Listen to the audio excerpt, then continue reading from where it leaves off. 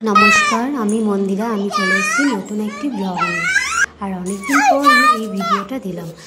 প্রায় কয়েকদিন আগেই একটা ভিডিও ইউটিউবে দিয়েছিলাম, আর তারপরে ইউটিউবে সেইভাবে ভিডিও দেওয়াই হয় না, যেহেতু একা সেইভাবে আমার আইডিটা কেউই দেখেই না, তাই আমাকে একা সামলাতে হয়।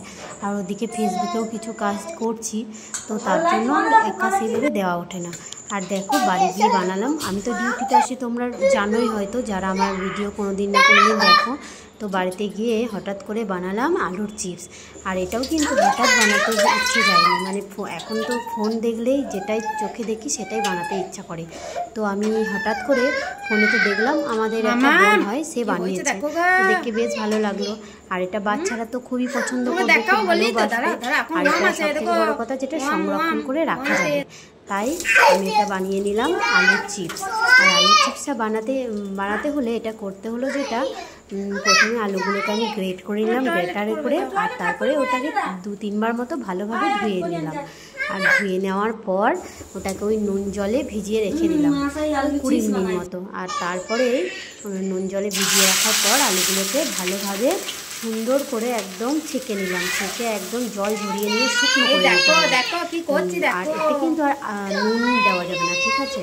আর নুন যদি দেওয়া হয় তাহলে কিন্তু এটা চিপসটা হবে, ঠিক আছে, সঙ্গে সঙ্গে হয়তো একটু মুচমুচে লাগবে, পরে কিন্তু এটা নিয়ে যেতে পারে। তাই নুন ছাড়াই এটাকে ভেজে নিতে হবে। আর তারপরে তার আগে তো আমি শুকনো লঙ্কা, বাদাম এগুলো ভেজে নিয়েছিলাম, আর সেগুলো ভাজা হয়ে গেছে, তুলে রেখে দিয়ে তারপরে আলু চিপসগুলো ভেজে নিচ্ছে এখন। আর দেখো, আলু চিপসগুলো ভাজতে ভাজতে একদম মানে বারবার কিন্তু দেখতে হবে যেন তলাতে লেগে না যায়। আর এই যে খানা খানা থাকবে, ততক্ষণ বুঝবে যে আলুগুলো সিদ্ধ হয়নি। তো যখন একটু হালকা কালার হয়ে আসবে, তখন আলুগুলোকে তুলে নিতে হবে।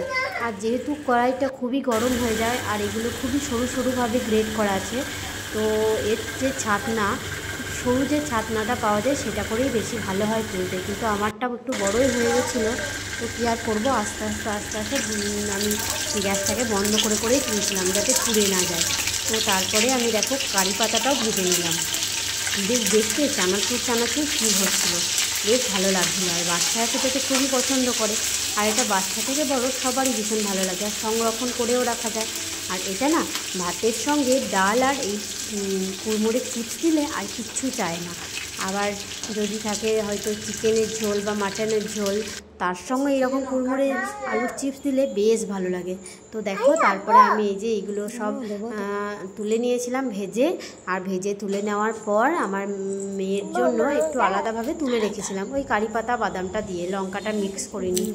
আর তারপরে আর লঙ্কা এমনিতেও কম দিয়েছি, যেহেতু বাচ্চা ঘরে আছে, তো ওর যতই তুলে রাখি হয়তো আমরা যখন খাবো ওরও খেতে ইচ্ছা লেগে যাবে। তো তারপর আমরা যখন মিক্স করা হয়ে গেছিলো, আমরা খেয়ে দেখেছিলাম, বেশ ভালো হয়েছিল।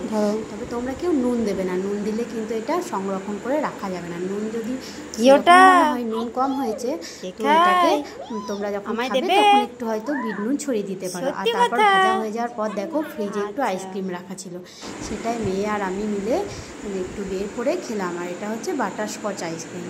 আমার তো বেশ ভালো লাগে, অনেক ভরা ছিল, আর আমারও ঠান্ডা লেগেছিল, তো কয়েকদিন খাওয়াও হয়নি, তো ভাবলাম কিছুটা আছে, তো তাই যাই হোক, ভিডিওটা ভালো লাগলে লাইক কমেন্ট শেয়ার করবে। ভালো।